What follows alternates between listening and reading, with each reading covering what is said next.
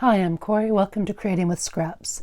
I've had several requests to see some of the things that I made at Gail's recent retreat, and I have to be honest, I was a little hesitant because I simply didn't just do one thing or complete one project.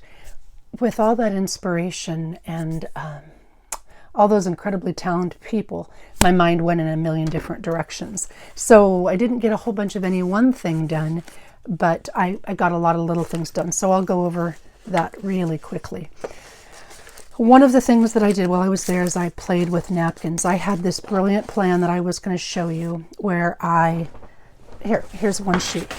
I took a whole bunch of pieces of paper like this, and then I went over it with clear matte medium or Mod Podge with the idea of drawing a whole bunch of sheets and then quickly being able to adhere a napkin or collage pieces and such on it.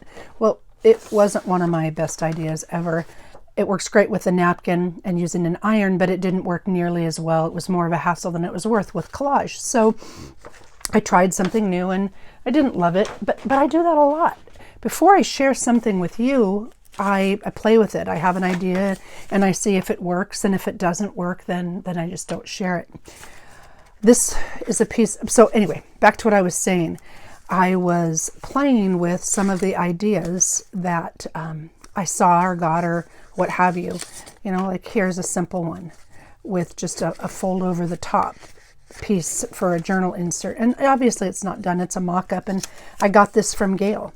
And, you know, collage pieces. I did a whole lot of index cards and journaling cards with napkins. I mean, I made a whole stack of these things because I'd been wanting to play with napkins. Clearly, I was in the mood to play with some mixed media here.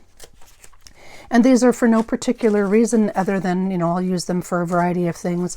But I wanted to play with napkins. I tried napkins a bunch of different ways. And so every single one of these things is just something ready to be made into a napkin. Like here you go. This is one of those Whoosy Whatsits from Target from eons and eons ago. And so I played with napkins. I covered things. Oh, this was an Eve Spade idea that totally inspired me. She made a belly band with paper clips. So she had paper clips at the top and the bottom, and then she used, I think, seam binding, but you could use sari silk. I used ribbon. I just grabbed what was in my scrap bin and made a belly band with paper clips at top and bottom. And again, more with that goes in Tracy's journal. More with just, these are index cards, more with various napkins and the different things that you could put napkins over.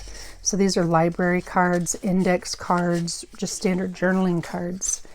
You know, a piece of that collage. Boy, that was a lot of work to make that collage using that system that I had shared. And napkins. So I spent quite a bit of time just playing with that. I made some clusters here and there. Okay, so my new glassboard surface is magnetic, and so it kind of holds these tins. It's kind of cool. I worked on some clusters. I just grabbed some scraps and layered some pieces, you know, from my scrap bin, and I made a whole bunch of clusters. Clusters is something I do when I don't either have a lot of time or my mind is spinning in a million different directions, because they, like Gail and collage, these are my happy place. These are things I think about them minimally. I don't want to say I don't think about them, because I do, but I think about them minimally. I just grab some pieces and lay them together, and then I add some lace and sew, and then I put some pieces on the top, and they're my happy things. So I made a whole bunch of these. And here, I don't know if you can see, I had two little squares of this paper. I stenciled on the inside so that it wouldn't be a solid white, glued them together and put a little bit of a cluster on top. I mean, just I don't want to say no big deal, but kind of like the bread and butter of what we do in junk journaling. And I've just made a whole bunch of these things and finished up some bits, or some of these aren't even finished. I just got started on them and was playing a little bit and made a whole bunch of these kinds of things. You know, just more clusters to put on whatever I'm going to end up putting them on it down the road. Somebody gave me, here you go, I think it was in a little treat bag that Eve had given us, was a tea bag. And so I put a little bit of a cluster on top of the tea bag too, but I'll use that as an embellishment. Yeah.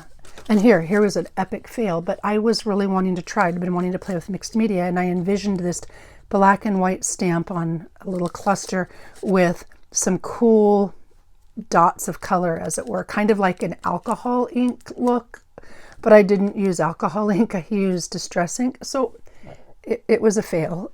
And that's part of learning. Failing is part of learning. It's a very valuable part of learning. I know what not to do next time. And the beauty is these are just little bitty scraps of paper. I can throw them away. I've learned what won't work and what will work, and I can throw them away. I had a great time one day, or half of one day, using tag bases, and I stamped, I think this is a Tim Holtz stamp, and then I splattered some walnut stain and some gold on it. And so I've got bases for it. Well, here, I could put this piece on, but it's not the best choice, but I could. And to make, a journaling tag, I could, do something like that. That might work. I've got Nouveau Deluxe. No, I don't. I have Seth Apter Vintage Beeswax Embossing Powder on top of that stamp, so I could put that there. Or I could take this piece and glue it on top and make this a tuck if I chose to, or, that kind of thing. So I was just playing with the little bits and pieces. A lot of these were bits and pieces that I either got or made at the retreat.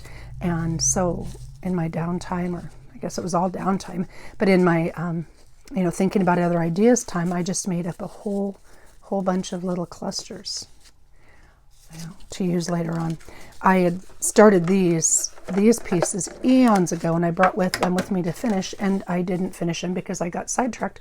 But I did do, I made little journaling spots basically for them, and so I'll finish them up piece by piece. Like each one of these they're just a trifold with a Tim Holtz paper. But each one of them has different components that need to be added. Like here I need to add some pieces, and here this is a belly band, and I need to put something in the pocket, and then the Gale pocket, and then this one. So I just started putting the pieces together for those.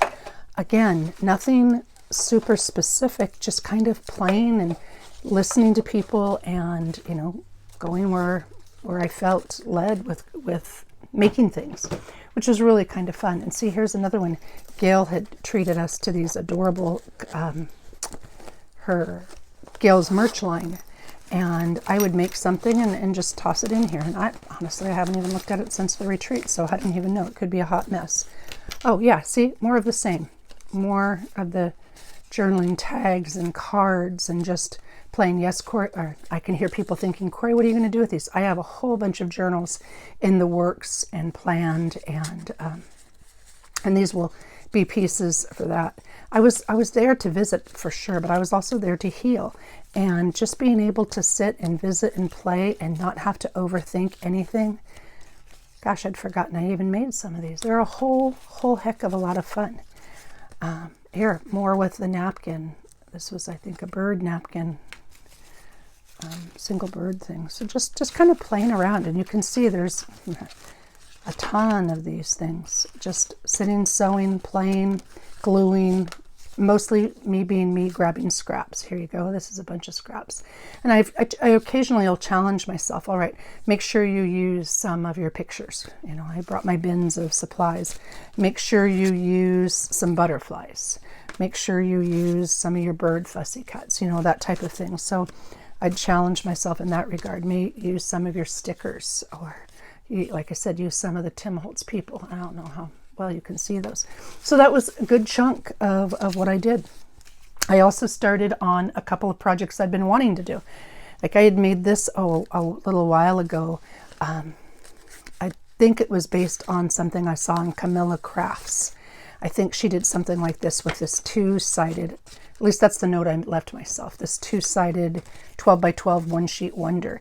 And I had an idea of doing this, so I did it. But I also had an idea on how to alter it.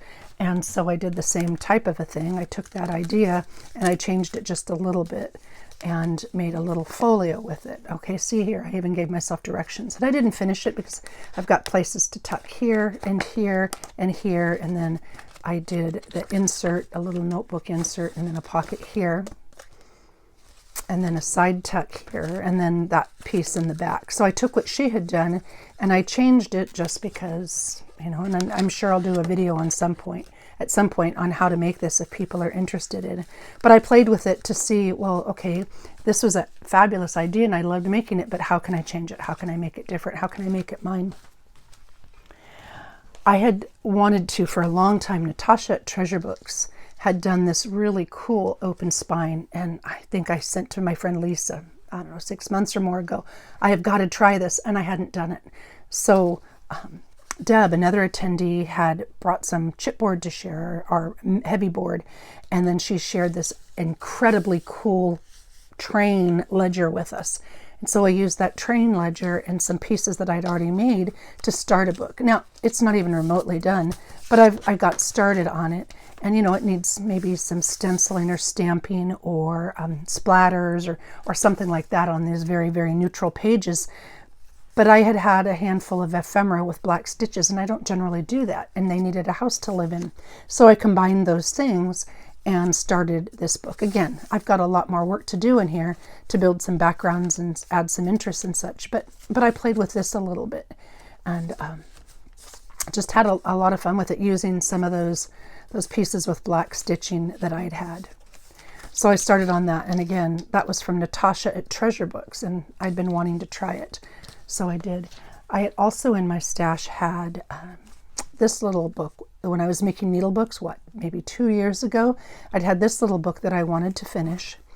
And so I had pulled out the fabric pieces that somebody had gifted me. I think my friend Renee gifted me some carpet samples, a small bit of carpet or fabric samples, you know, one of those little Flipbook thingies. And I had a bunch of those stuck together here with this, and I wanted to use them. So I said, okay, Corey, finish this. And one day I sat down and I did this. I had the cover, but I took some cardstock that I was trying from Marco's Papers, and I put together a little booklet, and I used those fabric samples, bits of the fabric samples. And then the people at the retreat, what we did, and I made myself a little note. And so I'll flip through this quickly. Is it done? I don't know. Maybe it needs a little something else, but it's all about the fabric samples and different ways that I can use some of the fabric samples in bits. And it was really kind of fun to make. It was just, you know, these are not interactive as far as flips, flaps, and folds, which is, you know, what my usual go-to.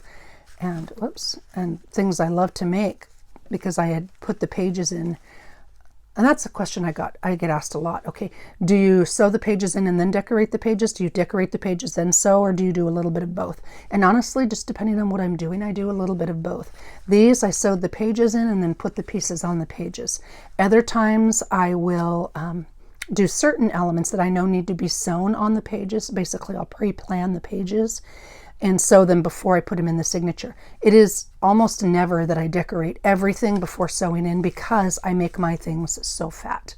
And it gets really difficult when your pages are all super chunky and bumpy to sew them in the signatures. So here, I'm sorry, I'll go through. And these again are all using that fabric sampler that I was gifted.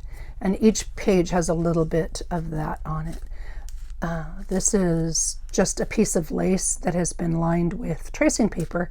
I'd been wanting to try that. Well, I'd had this piece made for probably, I don't know, 2 years since I first saw Jibid Neri do it. And I just hadn't put it in anything and hadn't used it. And so it kind of went well in this. And this is just the pocket and the side pocket with a little itty bitty book. I mean, that book is maybe 1 inch by 1.5 inches. It's tiny. And then my new favorite of doing a pocket with the transparency. And again, more of the fabric, different ways to use it. Just kind of played around. I did use some stenciling. I used some of those scrap lace bits so that they can be cut off and used elsewhere. This I just lined. I put the fabric on top of a piece of cardstock so that it would be nice and sturdy, and made it into a tuck spot. This is one of those Tim Holtz, a bit from Tim Holtz ephemera or pieces or what have you. It's just a collage journaling card with that. And then this little scrap cluster like Tracy Fox does. Well, a lot of people do them, but I first saw Tracy do it. And again, just a folded over note card with some of the scraps sewn on top. And I don't know if you can see it, but this is a braille piece. Fold over, and then those flowers that I made, I don't know, maybe a year or so ago. I don't know, maybe it wasn't quite that long. Whenever. I had a bunch of these left over from those same fabric samples, and so I just combined them into the book, and then the back of the book. And this is a plain card that looks like Montana, so I just kind of tucked that in there. And this is just a bit sewn on there. So I played with that. The thing I did most, and it took quite a bit of time, and it's not done by any means, but I had mentioned that I intend to do a fundraiser to support, and I don't know that all animal hospitals do this. I have no idea. I don't work in the veterinary medicine field, but our local vet, or one of the local vets in our area, has a fund that they keep for people who have emergency pet needs that can't necessarily pay for it, or all of it, because sometimes the fees are rather steep. Rightly so. I mean, everything is spendy these days. But anyway, so I thought this next round of pieces that I sell will be a fundraiser for that project, for supporting, how do I want to say it? So a vet clinic fund for people who don't have enough to pay for their pet's emergency needs. So basically I have, I don't know, 19, 20 of these. They're all different napkins, and the napkins have been collaged and then sewn onto some kind of a cardstock or paper. And then inside of them, I haven't sewn them yet, there will be 3 signatures with a variety of papers.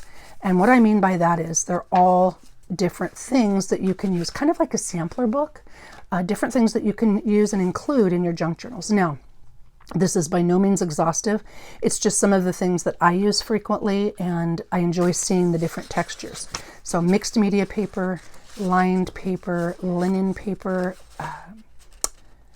brown paper bag paper, piano roll, watercolor paper, coffee dyed copy paper, and then the same thing on the other side, and then a bag, and then I've got some rice paper to add, and patterned paper, and then vellum old book page, handmade paper, coffee dyed tracing paper, braille paper, ledger, and this is not mixed media. This is another art paper. Oh, the other one, the first one was sketch paper. This is mixed media. It's a little bit heavier.